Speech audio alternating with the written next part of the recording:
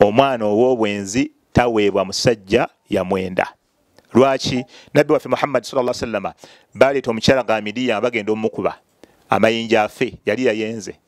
Naye Nabbi sallallahu alaihi wasallam yabuuza mu basahaba, ani anaalabirira omwana ono?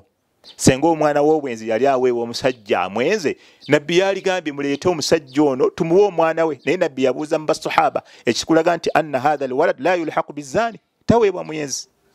Wakadhalika ne hadisi ya qissa ya Sharik ibn Sahman Hilal, Nabbi sallallahu alaihi wasallam yagamba omwana bw'anajja nga ali ku ABCD ng'afaanana bw'ati ajja kuba wa Hilal.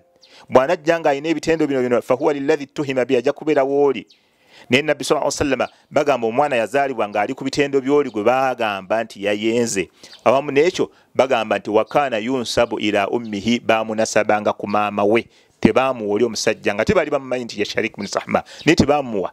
Era yaliko amiru w'e Misiri, tebaamuwa oli sahabi gwe baali bakakasirizza ddala. Singa omwana w'obwenzi baali bamuwa omusajja, baali badde